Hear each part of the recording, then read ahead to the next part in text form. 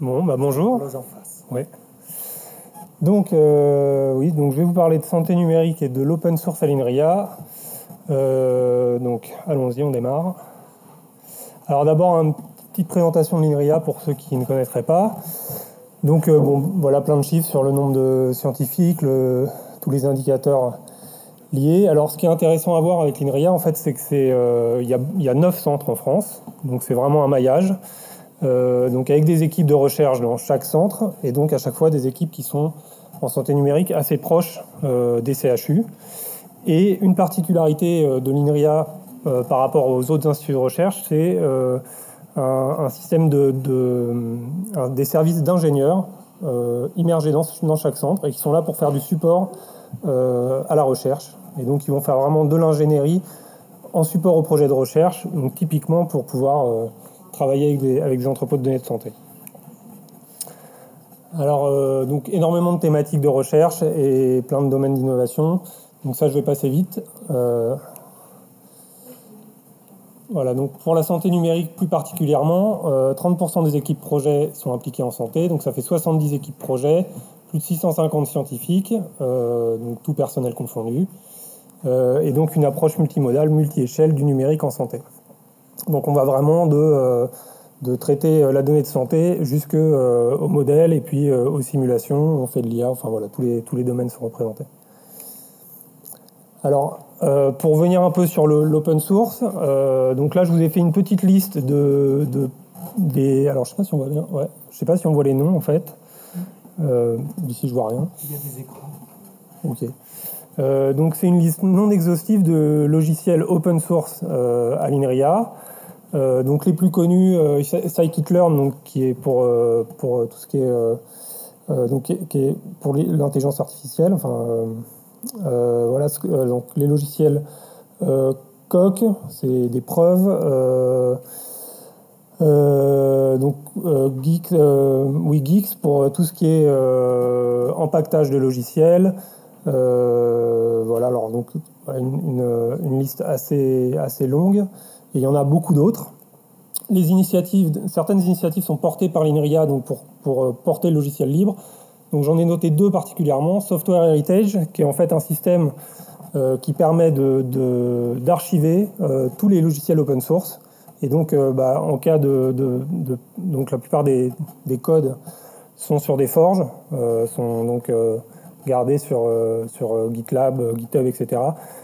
Software Heritage, ça permet de garder une trace de tout ça, et donc en cas de perte du code, en fait on garde toujours une trace de ce code et de toutes les différentes versions qu'il y a pu y avoir du code. INRIA Soft, là c'est plutôt une initiative pour l'open source à l'INRIA, donc ça va être des logiciels qui vont être détectés comme ayant une portée vers les industries, et donc ce qu'on va essayer de faire dans ces cas-là, c'est à la fois que le logiciel soit développé par un ingénieur pour les équipes de recherche, mais aussi au sein d'un consortium pour des entreprises privées. Alors là, j'ai gardé plutôt la liste des logiciels libres qui sont en santé numérique. Donc dans cette liste, en fait, il y a vraiment des logiciels qui sont véritablement tagués santé numérique. Donc par exemple, Made in RIA, Fed Biomed, Chat Noir, sur lequel je vais faire un petit zoom ensuite. Mais par exemple, j'ai mis MMG, qui est un logiciel qui fait du maillage et du remaillage. Donc ça n'est pas directement... En fait, au départ, ce projet, c'était un projet qui travaillait exclusivement avec Total. Mais aujourd'hui, en fait, quand on fait de la santé numérique, on a besoin de faire des maillages de qualité pour pouvoir faire de la simulation. Donc voilà, des logiciels qui sont partis sur, au départ, d'autres problématiques peuvent intégrer la santé numérique et nous intéresser particulièrement. Alors... voilà, j'ai cité aussi des partenaires non institutionnels, en fait Kitware, qui est une entreprise privée qui fait beaucoup de logiciels open source, et un grand nombre de nos codes sont basés sur des librairies de chez Kitware, donc voilà, les ITK, VTK, etc. Alors, un petit zoom sur un des logiciels. Donc Chat Noir, c'est un système de PACS, donc ça vous devez bien connaître, mais un PACS vraiment orienté vers la recherche. Donc l'idée, ça va être de pouvoir installer un uploader, donc un logiciel uploader au sein de l'hôpital, et de pouvoir aller pousser des données sur un PAX chez un partenaire avec pseudonymisation des données, et puis ensuite organisation des données sous forme de différents formats en fonction des projets de recherche qui sont portés. Alors, FedBiomed. FedBiomed, c'est de l'apprentissage fédéré.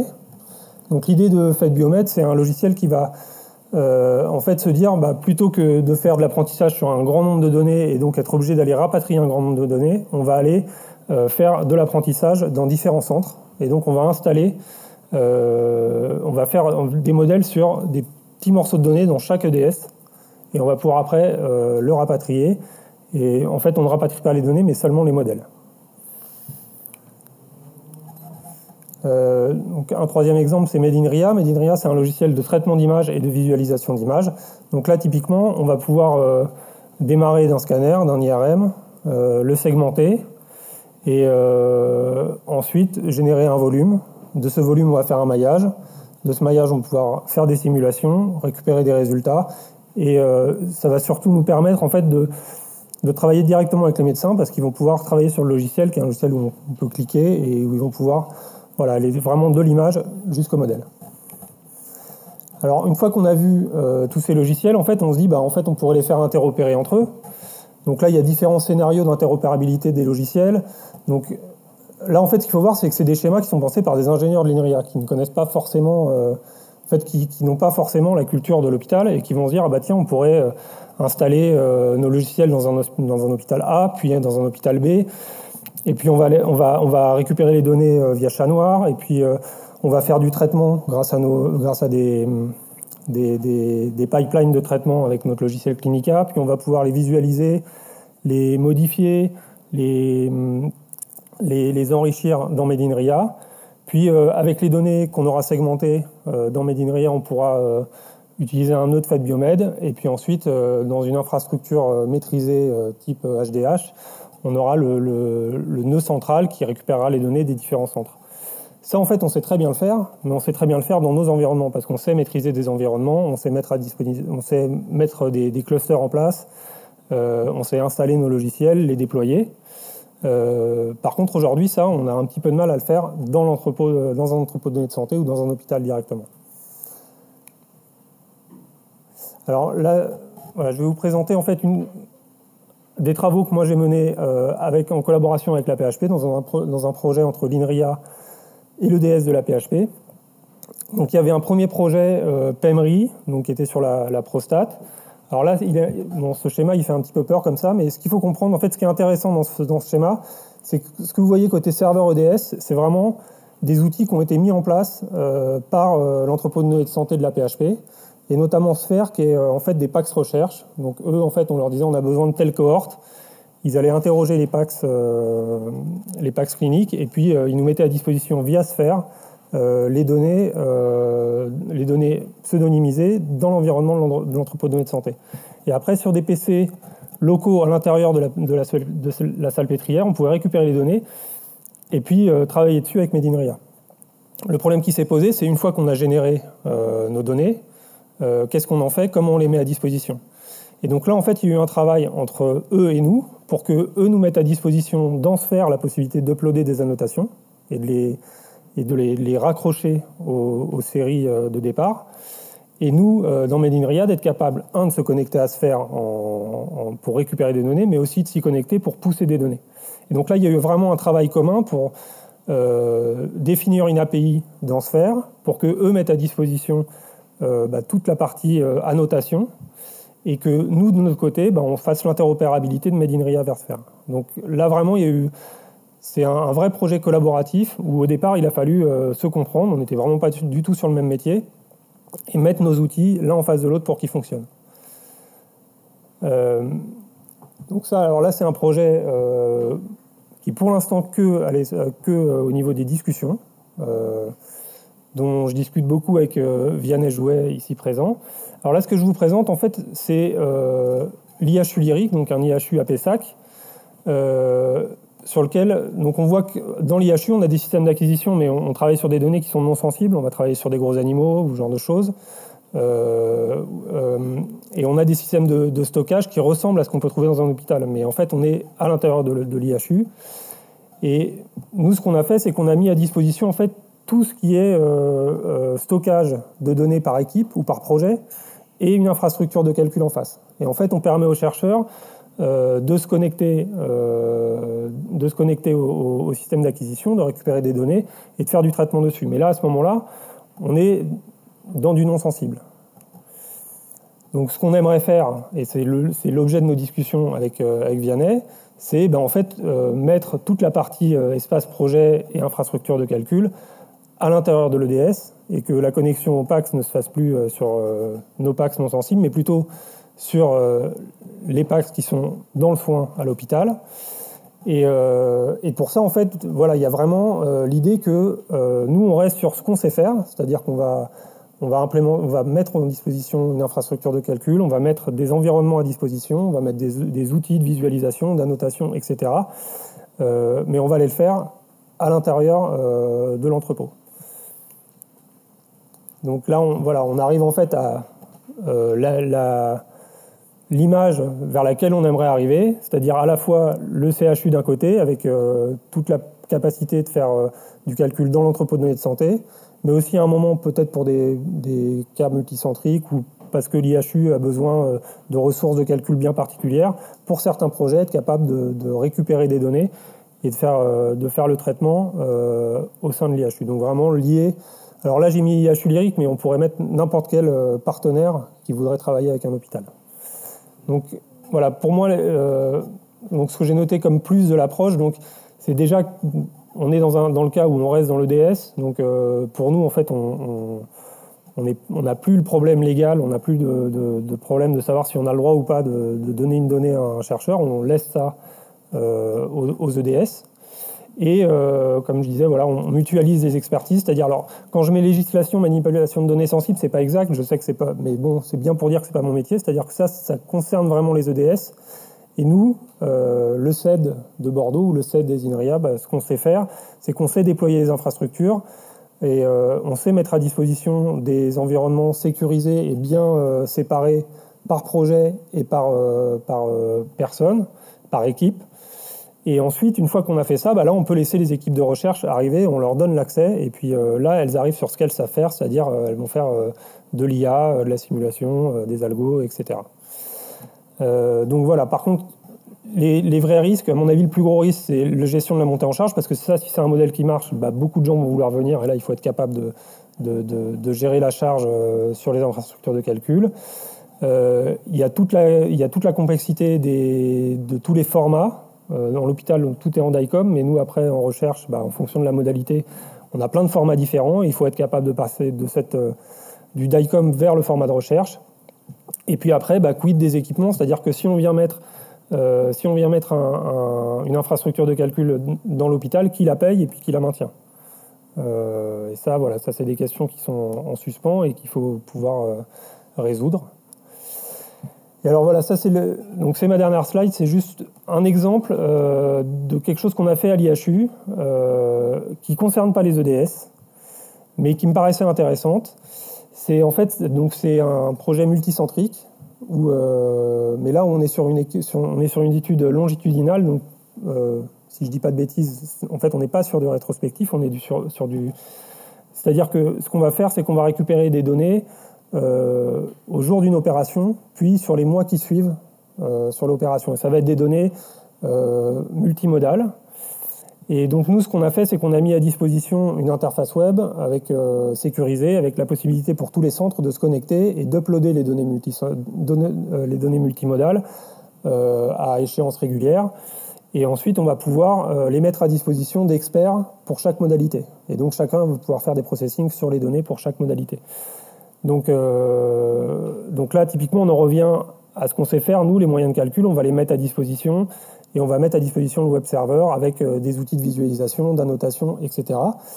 Donc ça, c'est un modèle qui est très intéressant, mais qui demande à chaque centre d'avoir un arc dédié pour uploader les données au fur et à mesure de l'étude. Donc ça marche pour ce genre d'études, mais c'est vrai qu'on aurait envie de pouvoir l'étendre dans un EDS, et d'avoir à un moment peut-être des données massives qui arrivent, enfin en tout cas plus de données, et voilà, et d'impliquer les EDS dans ce type d'études. Peut-être un mot, merci beaucoup. Venez jouer, si vous pouvez prendre le micro qui est là-bas, devant, s'il vous plaît. Puisque vous êtes en train de discuter entre l'INRIA et vous, est-ce que mettez-vous là, ça sera plus facile pour les gens qui sont à l'extérieur et qui vous regardent par le réseau interposé. Puisque vous discutez entre vous, hein, entre Julien Castelnau et vous-même, quels sont vos besoins et quelles sont vos perspectives en matière d'open science? Déjà, ce que je peux dire, je trouve très intéressant la façon dont Julien présente les choses sur les discussions. Il y a un enjeu très très important et je trouve on discute beaucoup en ce moment, à vrai dire, sur les sujets. Enfin, vous l'avez bien vu, mais un des enjeux notamment, c'est que typiquement quand Julien vient discuter avec nous, il y a toute une étape où en fait il doit comprendre nos contraintes. C'est une étape, souvent, on arrive, on se dit, tiens, ça va se passer comme ça dans un hôpital, mais en réalité, dans un hôpital et sur ces données de santé, il y a des contraintes. Cette compréhension des contraintes, elle est essentielle. Aujourd'hui, les schémas qui produisent sur ce qu'on pourrait faire sont beaucoup plus proches de quelque chose de réalisable qu'il y a quelques mois quand on commençait à discuter. Et ça, je pense que c'est une étape majeure dans les discussions, et je vais revenir à l'open source après, mais je pense que c'est très très important de comprendre ça. Quand on est dans un hôpital, on a des contraintes, on a du mal à expliquer quelles sont ces contraintes sur ces données. Les acteurs extérieurs, les chercheurs notamment, ne voient pas ces contraintes, ne comprennent pas les délais qui peuvent émerger, pourquoi les données ne se déplacent pas, et on les déplace pas comme on a toujours fait, enfin jamais, mais bon, enfin bref. Et donc c'est très important, et je pense que ça c'est une étape majeure. Et par ailleurs, ce genre de discussion, ça amène probablement à des modèles qui pourront servir, et j'espère qu'on arrivera à implémenter ce genre de choses rapidement, et ça nous fera avancer beaucoup. Sur la partie open source, et ça découle directement de ça, il y a deux choses à dire. D'abord, dans les EDS, c'est des objets d'innovation, et on le voit très très bien, y compris dans qu'est-ce qu'on développe à l'intérieur d'un EDS pour permettre de réutiliser les données. Donc un EDS, pour être à la page, efficace, pour répondre aux besoins des chercheurs notamment, il doit toujours être à peu près à l'état de l'art de ce qui est disponible pour la sécurité, pour l'exploitation des données, pour leur annotation, l'extraction dans le texte, et ainsi de suite. Et ça passe par l'utilisation de l'open source, parce que c'est là que se trouvent souvent les librairies les plus à jour. Par ailleurs, les chercheurs ont l'habitude d'utiliser beaucoup de choses en open source. Donc on en consomme beaucoup à tous les étages dans l'infrastructure qui est présentée, proposée. Il y a presque que des briques open source. C'est aussi un enjeu majeur parce que ça permet la transparence. Si on fait de l'open source, si on utilise l'open source, c'est qu'on maîtrise bien toutes les étapes de traitement. Donc la donnée qu'on fournit à la fin, on la maîtrise complètement parce qu'on sait comment elle a été traitée. La deuxième chose, c'est qu'on aimerait beaucoup, les EDS, je pense aussi, produire beaucoup plus de briques, et on gagnerait à le faire. Et on est peu à y arriver. Il y en a au moins un que je connais, il y en a peut-être d'autres, et je suis désolé si je ne le cite pas, mais en tout cas, il y a la PHP qui fait un vrai exercice sur un certain nombre de briques et qui fait un exercice d'ouverture de son code sur ces briques. Et en fait, la plupart des EDS, c'est pas qu'ils n'ont pas la volonté de le faire, c'est qu'ils n'ont pas les moyens de le faire. Passer de j'ai fait quelque chose qui marche dans mon environnement à j'en fais un objet open source ouvert, ça passe par documenter, respecter un certain nombre de standards sur la façon de coder, de documenter, de décrire, de maintenir. Il faut maintenir dans le temps, il faut mettre à jour les librairies, il faut identifier les failles de sécurité. Enfin, c'est un vrai enjeu, donc il faut des moyens. On n'a pas souvent les moyens. Et typiquement, les échanges aussi avec Julien et Inria dans ce contexte, il y a un savoir-faire sur ces sujets qui est évident et qui probablement est à penser avec eux sur la mise à disposition de librairies.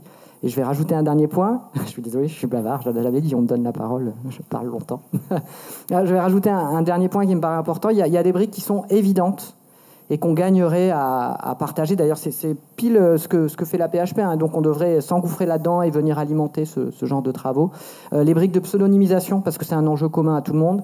Le texte et l'imagerie, c'est les deux grandes choses qu'on a à pseudonymiser. Après, le reste est relativement plus simple.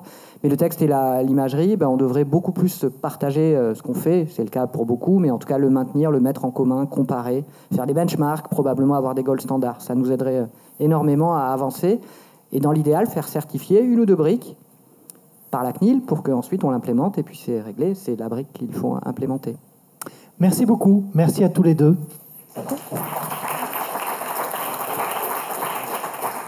On va terminer avec Adrien Lagasse, qui est chef de projet data et intelligence artificielle au Health Data Hub, qui va nous présenter Partage. Voilà, je vous rends super. Voilà, allez-y.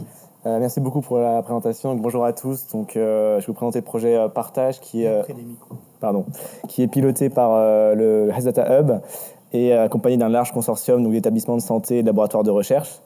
Le projet il est très bien construit aujourd'hui. On espère acter les modalités de financement rapidement. Donc, comme vous le voyez, c'est un projet qui a pour but également de développer en fait un large panel d'outils open source pour mobiliser l'IA générative en santé. Sur cette problématique-là, en fait, voilà, on a mobilisé à la fois, on compte mobiliser en fait 10 équipes de recherche à la pointe sur le traitement automatique du langage en santé, donc à la fois des laboratoires parisiens, donc le LICEN, le LIMIX, mais aussi en région, le laboratoire d'informatique de Grenoble, de Avignon, de Marseille, et également l'université de Nantes qui est spécialisée des modèles de langage, développement de modèles de langage adaptés au domaine de la santé. On a aussi réuni en fait 20 établissements de santé, donc à la fois la PHP, le GCS Oura en région Auvergne-Rhône-Alpes, 3 CLCC, donc le Centre Léon Bérard, Gustave Roussy, l'Institut Curie. On a également 8 CHU répartis sur tout le territoire, dont les DOM-TOM avec La Réunion. Et on a également 2 groupes de cliniques privées, donc Elsan et Ramsay. Donc voilà pour tout ce consortium qui a pour but en fait de rassembler des compétences à la fois côté IA et aussi sur la santé pour être sûr qu'on évalue correctement ces modèles. On a également en fait, vous voyez en bas, donc Recital qui est une start-up spécialisée également sur le traitement automatique du langage qui travaille actuellement avec la DINUM en fait sur l'évaluation de leur modèle de langage, donc Albert, conçu pour l'administration publique. Donc je vais rentrer un peu plus dans le cœur du sujet. Donc là je vais aller très rapidement parce que je pense que ça va parler à beaucoup de monde déjà dans la salle. Mais on a en fait cherché à développer donc des outils d'IA générative pour traiter la donnée textuelle qui soient largement partageables à l'échelle nationale. Et là, on se confronte à plusieurs problématiques. Donc, il y a des problématiques assez classiques qu'on se posait même avant l'arrivée de l'IA générative, donc notamment sur l'absence de base de données en fait de comptes rendus médicaux qui seraient exploitables et ouvertes, qui permet l'entraînement d'IA qui sont un peu le gold standard habituellement pour entraîner des IA. On n'a pas non plus de modèle d'IA qui serait actuellement en fait ouvert et performants qui permettent de traiter la donnée textuelle. En tout cas, c'est très rare. Et en fait, on est confronté avec l'IA générative à des nouveaux, et plus précisément en fait les modèles de langage, les grands modèles de langage, à des nouvelles problématiques, à savoir que si vous entraînez des modèles de langage sur la donnée personnelle, il est susceptible de mémoriser cette donnée personnelle. Et donc, en fait, le modèle que vous avez entraîné est lui-même soumis à des problématiques de données sensibles. Donc, tout le jeu, c'est d'arriver à trouver quand même des ressources d'entraînement pour arriver à produire des modèles pertinents sur la donnée textuelle en santé, sans en fait s'empêcher de partager le modèle. Parce qu'aujourd'hui, on a des grands organismes qui cherchent à entraîner des modèles d'IA génératifs sur la donnée de santé, mais ces modèles ne sont pas partageables et on se retrouve avec des travaux dans différents CHU qui vont être complètement cloisonnés. Donc on a cherché en fait tout le but du projet partage, comme son nom l'indique, est de développer des outils qui seront largement partageables et réutilisables par l'ensemble de l'écosystème, que ce soit les laboratoires de recherche ou les établissements de santé. Donc maintenant, j'essaie de vous convaincre des moyens qu'on va mobiliser pour ce faire. Donc vous voyez les 4 étapes. Donc d'abord, on a les étapes 1 et 2 qui vont avancer en parallèle. Donc on va d'abord chercher en fait à spécialiser un modèle de langage open source sur la donnée médicale en langue française. Parce qu'aujourd'hui, ce qui est le plus connu, c'est les modèles type ChatGPT, mais ce sont des modèles en fait complètement fermé. D'ailleurs, ChatGPT, on ne connaît même pas son nombre de paramètres officiellement. Donc, en fait, le but, c'est de reprendre des modèles open source, typiquement des modèles de Mistral. Parce que l'idée, c'est également d'utiliser des modèles pas forcément les plus lourds. Parce que le but, c'est vraiment, un des grands volets du projet, c'est d'amener les modèles de langage jusqu'aux établissements de santé. Donc le but, c'est qu'on puisse en fait exécuter ces modèles avec les contraintes SI des hôpitaux et s'adapter, en fait prendre en compte ces enjeux dès la conception du projet. Donc on va avoir cet enjeu de spécialiser un modèle de langage généraliste, open source sur le domaine médical pour qu'il soit performant sur le domaine médical en langue française. En parallèle, comme je disais, donc on a l'étape 2. qui est peut-être l'étape la plus originale du projet. Donc l'idée, c'est de faire en fait rédiger des comptes rendus médicaux par des jeunes médecins, des internes, pour aboutir à une base en fait de comptes rendus fictifs qui pourront être utilisés sans aucune contrainte liée aux données personnelles. Le but évidemment, c'est que la rédaction de ces comptes rendus soit extrêmement encadrée par des laboratoires de recherche et des établissements de santé pour être sûr que cette rédaction soit la plus fidèle possible en fait au compte rendu qui existe réellement, qui soit représentatif en fait de la diversité des comptes rendus qu'on peut rencontrer en conditions de vie réelle. Une fois qu'on a cette base de compte rendu fictif et ce modèle de langage spécialisé sur le domaine médical, on va chercher en fait à spécialiser ce modèle sur différents cas d'usage qu'on a pu identifier comme stratégiques avec nos experts académiques et nos établissements de santé partenaires qui nous ont fait remonter ces cas d'usage comme stratégiques. Je vais vous les présenter juste après. Et enfin, la dernière étape, donc l'étape 4, qui est en fait le développement d'une plateforme nationale d'évaluation pour ces modèles. Donc, on va chercher à vraiment évaluer au niveau local, dans tous les hôpitaux, les algorithmes qu'on va développer en profitant donc des établissements de santé partenaires pour venir collaborer avec des comptes rendus réels pour tester sur leurs données les modèles développés pour être sûr que tous ces modèles répondent bien en fait aux enjeux d'usage en vie réelle. Et donc, c'est vraiment, j'ai envie de dire, un des grands atouts de ce projet, c'est d'aller jusqu'à le fonctionnement au sein des établissements de santé pour être sûr qu'on va en fait répondre aux besoins dans les établissements de santé. Juste pour présenter rapidement les différents cas d'usage. Donc vous voyez au-dessus 4 cas d'usage qui sont vraiment des cas d'usage transverses, toutes spécialités médicales confondues.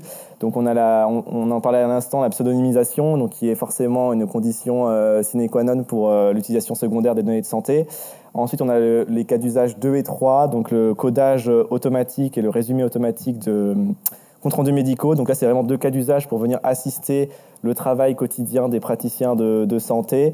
Donc sur le codage automatique, on vise vraiment une preuve de concept. On prétend pas aller traiter toutes les spécialités, mais on vraiment montrer que ce qui est possible de faire avec l'IA génératif pour automatiser ce codage. Le résumé automatique, de la même façon, c'est encore une fois une preuve de concept. On a le 4e cas d'usage, donc qui est un peu de nature différente, donc qui est là pour aller chercher en fait, aller générer en fait des cas cliniques pour la formation, donc pour les examens en médecine, en partenariat avec l'organisme régulateur au niveau national. Et ensuite, vous voyez en dessous 3 cas d'usage qui, eux, sont beaucoup plus spécifiques, donc vraiment pour voir ce qui est possible de faire avec ces modèles d'IA génératifs, voir si on arrive à débloquer en fait des problématiques qui sont rencontrées aujourd'hui au niveau de la recherche médicale et qu'on n'arrive pas forcément à traiter avec les modèles de l'avant-dernière génération, j'ai envie de dire. Donc on a 2 cas d'usage vraiment pour faciliter la recherche en oncologie. Donc l'identification automatique des biomarqueurs tumoraux et l'évaluation de la réponse, de l'efficacité des traitements en oncologie. Et on a un dernier cas d'usage qui est porté, plutôt par Sorbonne Université en infectiologie.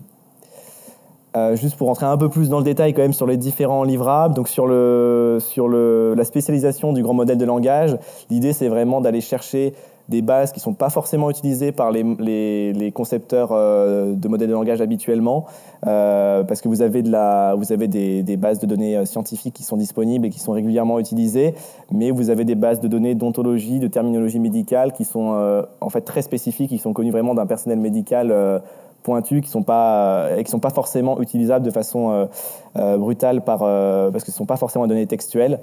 L'idée encore une fois c'est de pas chercher le plus gros modèle pour venir chercher le plus gros modèle, mais vraiment d'aller chercher des modèles de la taille adaptée, les plus frugaux, les plus efficaces pour qu'on puisse aller jusqu'à exécuter ces modèles directement dans les établissements de santé pour que les établissements de santé prennent en main ce type de modèle. Et on va chercher vraiment à diffuser le plus largement possible la documentation sur ces modèles et aussi à vraiment intervenir pour aller tester les différents modèles, les différentes façons d'entraîner et en fait pouvoir diffuser à l'écosystème des bonnes pratiques pour l'entraînement et l'évaluation de ces modèles. Donc être sûr qu'ensuite derrière l'écosystème puisse utiliser les meilleures méthodes qui ont été éprouvées suite à un benchmark des différentes solutions possibles. sur la base de comptes rendus médicaux. Je vais passer peut-être rapidement, mais encore une fois, le but, c'est de mobiliser le plus largement possible à l'échelle nationale pour aller chercher des comptes rendus qui seront les plus représentatifs de tous les contextes au niveau locaux. Donc vraiment aller chercher des comptes rendus qui seront représentatifs des comptes rendus en vie réelle. Et donc ça sera une base qui sera non seulement utilisée pour le développement des modèles, mais aussi qui sera diffusée en open source pour potentiellement réutiliser ces comptes rendus pour des modèles d'IA, d'ailleurs pas forcément génératives. Et ça, c'est vraiment une base qui a été, la création de cette base a vraiment été identifiée par nos partenaires académiques qui travaillent sur le traitement du langage en santé comme stratégique et en fait complètement inédite en France. Sur la plateforme, je vais peut-être passer rapidement, mais c'est vraiment l'idée d'aller encore une fois, permettre à tous les établissements de santé partenaires de venir exécuter les modèles sur leur machine en propre et de venir en fait tester sur des comptes rendus qu'ils auront eux-mêmes partagés dans la plateforme.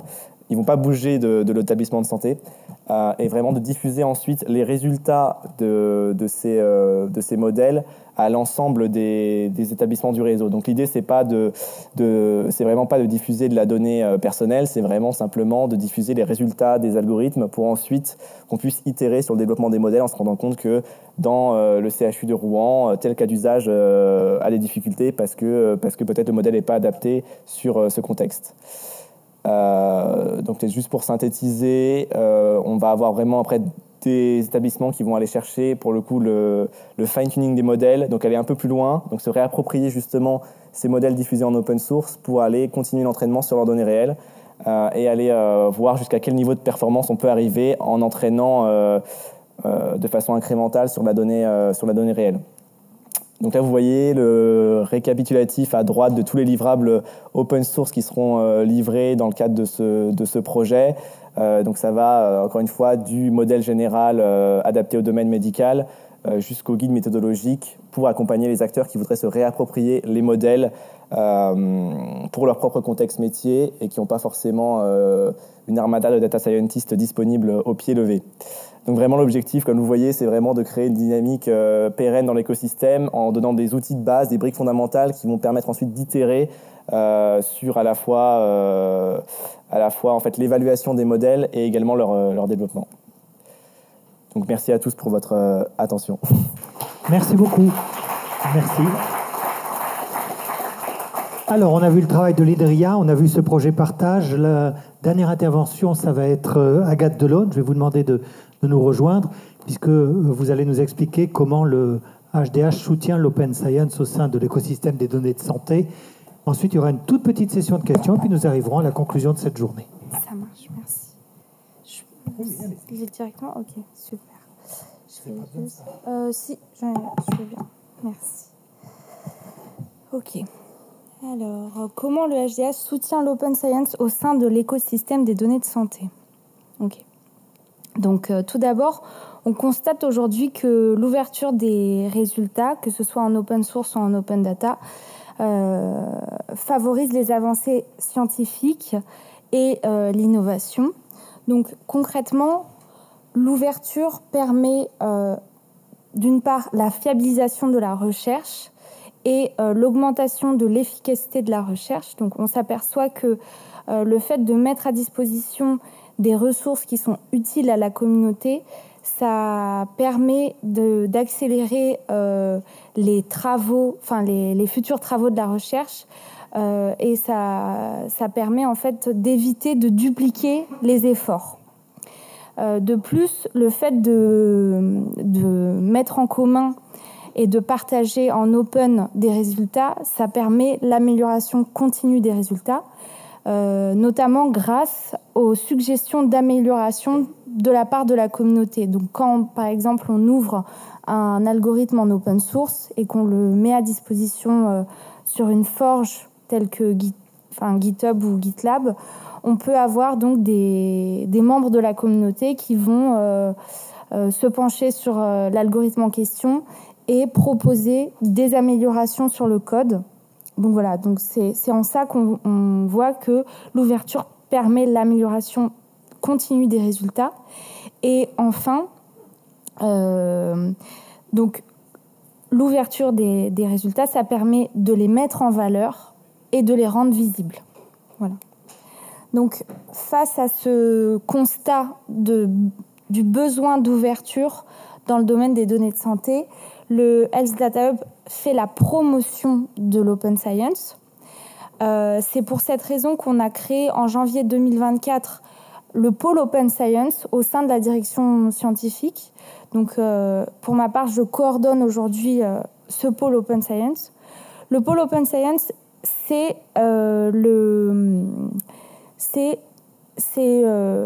pour faire continuer 3 actions préexistantes au sein du HDH. Donc, premièrement, il y avait l'action Open Source qui visait à promouvoir la mise en open source de ressources internes et des ressources externes. Il y avait également l'action Open Data. Là, il s'agissait de favoriser la mise en open data de bases de données de santé anonymisées. Et enfin, l'action Data Challenge qui est portée par le HDH depuis sa création en 2020. Là, il s'agit en fait d'une action pour accompagner des acteurs du monde de la santé dans l'organisation de projets Data Challenge, donc qui sont des projets de compétition en sciences des données, en data science, dans le domaine de la santé. Voilà. Et donc, le pôle Open Science a 3 missions principales. La première, c'est la participation aux travaux nationaux relatifs à la science ouverte dans le domaine des données de santé. Ensuite, c'est l'organisation d'événements pour rassembler les acteurs de l'innovation qui contribuent à l'ouverture des connaissances dans le domaine des données de santé. Et enfin, notre 3e mission, c'est le développement de solutions open source et open data destinées aux acteurs du monde de la santé. Voilà. Donc, notre première mission, j'en parlais, c'est la participation aux travaux nationaux relatifs à la science ouverte et aux données de santé. Concrètement, il s'agit d'établir une cartographie des acteurs clés de l'open science et d'aller à leur rencontre. Ensuite, il s'agit de participer aux partenariats clés, comme RedSiam ou comme les partenariats qu'on entretient avec le RedSiam ou la DINUM.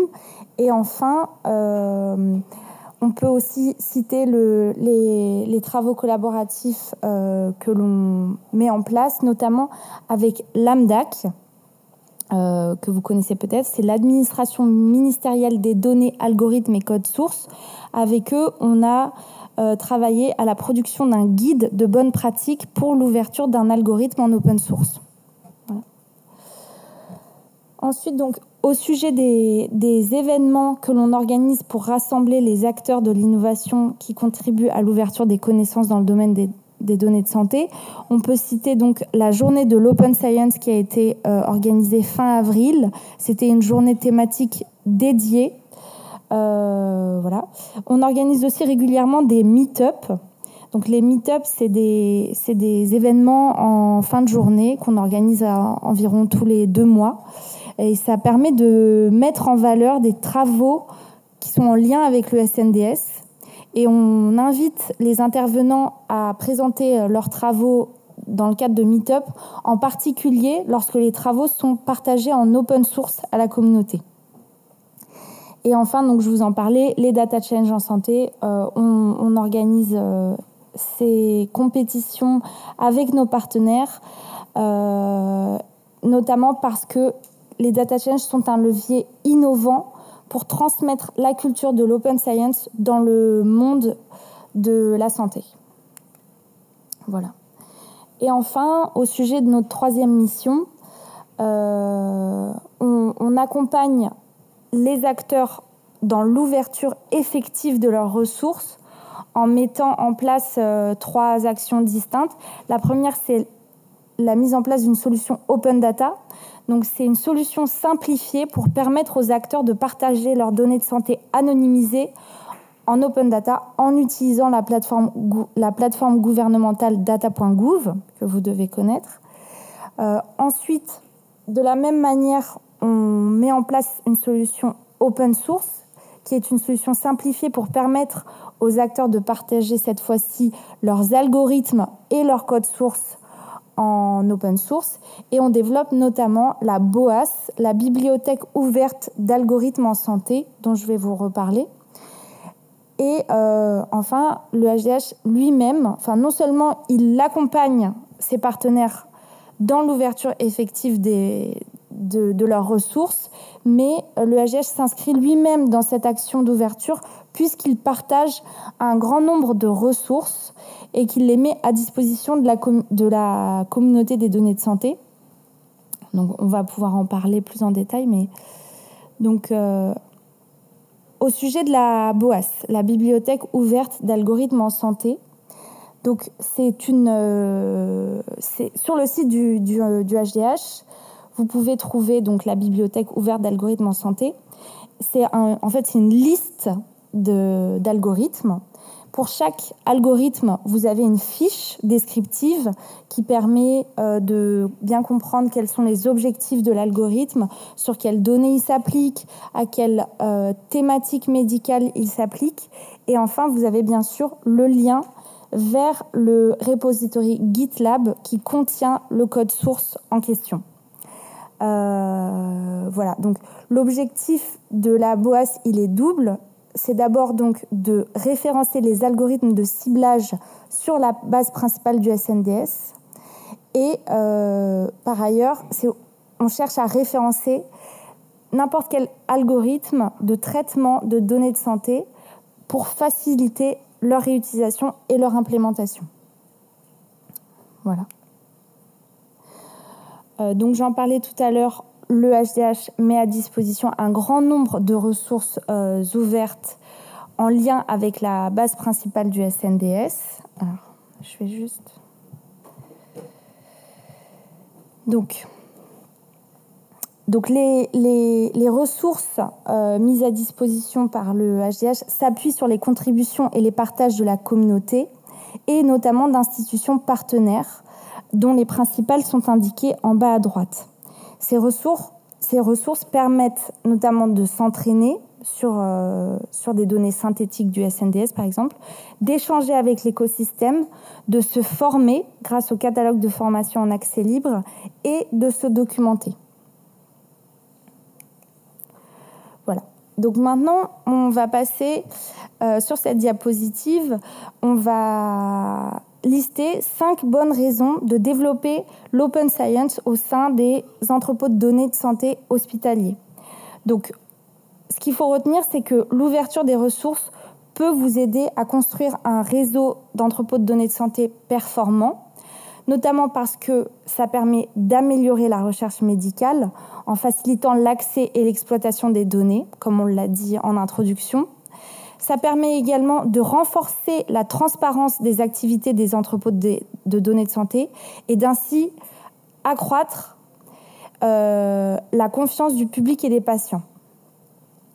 Donc, le fait de mettre des ressources en open, ça permet également de permettre l'éducation et la formation des chercheurs, des data scientists et des professionnels de santé. Et puis également, ça encourage la collaboration entre les différents acteurs, tels que les institutions de recherche, les entreprises pharmaceutiques et les startups technologiques. En conclusion, le développement de l'open science permet d'accélérer le développement des EDS et de créer un réseau ouvert, cohérent et collaboratif. Voilà. Donc, pour finir, on va donner quelques exemples d'initiatives open source au sein de l'écosystème. Donc, par exemple, avec le projet DeepPist, qui est ici à droite sur la diapositive. Donc, le projet DeepPist, c'est un projet qui propose une nouvelle méthodologie pour mesurer la performance du programme de dépistage du cancer du sein. Donc, ce projet, il a été à l'origine de 3 ressources partagées en open source. Un logiciel pour déidentifier les mammographies, un logiciel pour extraire les données de dépistage au niveau national et un logiciel pour identifier les facteurs de risque du cancer à partir du SNDS. Donc voilà, on voit que dans le cadre de ce projet, il y a déjà eu des ressources qui ont été partagées à la communauté. Il est prévu que d'autres résultats issus de ce projet soient partagés en open, notamment dans la BOAS.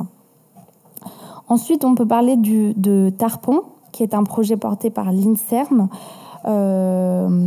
Donc, le projet Tarpon vise à mesurer les risques liés à la consommation de médicaments pouvant expliquer certains traumatismes. Et donc un algorithme et plusieurs algorithmes et une pipeline d'anonymisation ont été partagés dans le cadre de ce projet Tarpon. Et enfin, on peut également parler du projet Enhance, qui vise à développer un outil aidant à l'interprétation des images d'échographie sur tout le ventre pour identifier automatiquement des maladies que l'on peut habituellement détecter à partir des échographies. En fait, c'est un outil d'aide au diagnostic pour les médecins. Et de la même manière, ils ont partagé un logiciel de déidentification et de standardisation d'échographie. Donc, pour finir, quelques mots. Nous vous encourageons à participer à cette démarche d'ouverture et le SAThub est à votre disposition pour vous accompagner dans cette démarche d'ouverture, que ce soit pour partager des données en open data ou des algorithmes en open source. Et on pourra également vous accompagner dans les démarches réglementaires à suivre lorsqu'on partage des ressources. Et on peut partager avec vous une réflexion autour de la stratégie d'ouverture. Merci à tous. Merci beaucoup. Je sais qu'on arrive en fin de journée, c'est un peu difficile. Est-ce qu'il y a des questions, que ce soit auprès de l'INRIA ou pour le projet partage ou le travail qui est fait par le Data Hub autour de l'Open Science? Il n'y en a pas à distance. Est-ce qu'il y en a dans la salle? Alors, on va vous faire passer un micro, allez-y. Bonjour, moi j'aurais une question du coup pour vous, pour le projet Open Science. Je suis amené à utiliser beaucoup de données en open source via data.gouv ou la TIH ou l'adresse. Et je remarque, je ne sais pas si c'est quelque chose de volontaire, je ne sais pas non plus si vous avez une responsabilité là-dedans, mais que les bases de données open source ne sont pas forcément croisables. Ça veut dire que les référentiels qu'on va avoir d'une base à l'autre ne vont pas pouvoir être utilisés. Typiquement, je vais utiliser la base OpenDAMIR qui va référencer des catégories d'établissements de santé. Et lorsque je vais analyser les catégories d'établissements de la SAE, je vais avoir des bases de données, enfin des catégories qui n'ont rien à voir entre elles. Ok. Alors, donc, je peux donner quelques éléments de réponse, notamment en ce qui concerne les bases de données de santé, les bases de données de santé.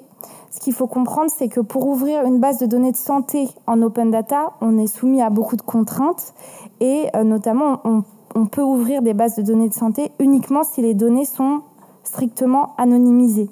Et donc si les données sont anonymisées, en général on ne peut pas aller croiser avec d'autres bases de données de santé. Voilà. Après, pour les bases qui ne sont pas des données de santé, je ne saurais pas vous répondre. Autre question.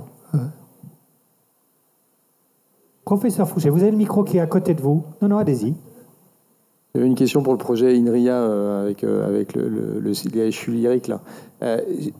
À quel point du coup, on voit bien c'est par rapport à la table ronde de tout à l'heure. On voit bien que, étant donné les contraintes qu'on a dans nos EDS, on est en train de monter chacun avec des puissances de calcul pour pouvoir ne pas sortir nos données des EDS comme nous impose le référentiel de la CNIL. Et puis d'un autre côté, ces infrastructures, en fait, elles sont difficilement maintenables à l'échelle de nos établissements. Et en particulier quand on fait chat noir et la lecture d'images, en fait, on a besoin de bases de validation externe. Et donc tout ça crée aujourd'hui un problème où on a tendance à se recentrer sur nous-mêmes, à monter nos infrastructures et nos projets monocentriques, alors que la science et la recherche voudraient qu'on aille vers du multicentrique. et aussi en termes de coûts. Comment on peut imaginer, alors là je voyais que vous utilisez Janzay par exemple là, pour les algos.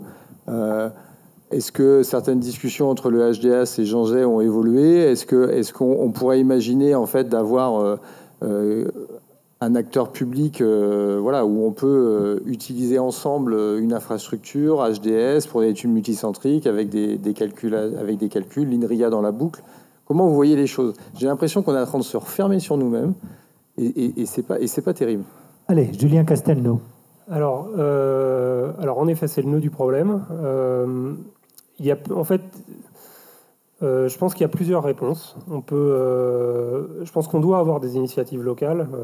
C'est forcé parce que c'est le plus facile pour mettre les choses en place. En fait, c'est en travaillant avec Vianney à côté, en étant à Bordeaux, qu'on va pouvoir voir comment on arrive à faire travailler des métiers les uns avec les autres. Ensuite, idéalement, c'est clair qu'il y a des projets qu'il faudrait porter au HDH. Mais pour que ça marche, il faut que les outils, et justement c'est là où l'open source c'est important, c'est qu'il faut qu'on puisse partager des outils, partager des formats, et en fait qu'on soit capable... Pour moi, en fait, un environnement de développement, le mettre à disposition à Bordeaux ou au HDH, c'est assez facile en fait. Un déploiement d'applications, un déploiement d'environnement, c'est reproductible. Si on travaille avec les bons outils, c'est assez reproductible. Donc, en fait, il y a des fois, on va vouloir répondre localement, et puis quand il va falloir répondre sur des choses multicentriques, peut-être qu'on pourrait passer par le HDH. L'INRIA, à un moment, a l'envie de faire une plateforme de données sensibles avec des bulles sécurisées. Donc, si on voit ça comme un concurrent au HDH, je pense qu'on se trompe complètement. Par contre, pour répondre à des problématiques bien spécifiques d'équipe INRIA et qui vont pouvoir comme ça faire répondre à des problématiques et sans prendre les ressources du HDH, ça peut marcher. En fait, je crois que... Alors, c'est presque du en même temps, mais... c'est pas... Voilà, il y a l'idée vraiment d'essayer de mettre un peu... je pense que toutes les réponses sont bonnes, mais dans un premier temps, en fait, il faut être pragmatique. Et moi, c'est ce que je voulais présenter, c'est que dans un premier temps, moi, j'ai travaillé dans l'IHU parce que j'étais à l'IHU et c'est là que j'ai pu mettre les choses en place. Et ensuite, j'ai discuté avec Vianney et je suis passé au niveau régional. Et ensuite, dans un projet, on travaille avec le HDH, on leur montre ce qu'on a fait et on peut commencer à le déployer de manière plus importante. Voilà, réponse à deux voix avec Carole Dorfin. Oui, peut-être une réponse aussi. Je pense qu'on est justement en train d'essayer de construire autour de différents cas d'usage. Il y a effectivement des cas d'usage, on l'a vu, locaux, des choses qui pourront se faire au niveau du HDH, du multicentrique, peut-être des puissances qui seront plus importantes. L'idée n'est pas de multiplier des structures avec des infras agiles partout, mais il peut y avoir des besoins localement. Et on était en visite aussi à Montpellier, on a visité Adastra, donc à Janzay et à Adastra également. Et pour tous les modèles qui vont être les modèles d'IA générative ou des gros projets d'études qui vont être peut-être plus sur des données identifiantes, les données génomiques, où il va y avoir besoin de de pétadonnées, de pétaoctets ou pétaflops, je ne sais plus exactement, je ne fais pas technique, pétaflop, c'est ça, merci. Eh bien, il y aura peut-être besoin d'aller délocaliser un certain nombre de projets à cet endroit-là. C'est ce que va faire le flux de Montpellier potentiellement sur les projets partage dont on a parlé. Donc, je pense qu'il y a un peu différents niveaux. Il faut qu'on construise ensemble. Alors, c'est peut-être, je ne sais pas si c'est une fusée ou pas, mais en tout cas, différents étages en fonction du besoin. Et je pense qu'il faut partir des cas d'usage et être le plus frugaux possible, en fait, et répartir les ressources en fonction des besoins.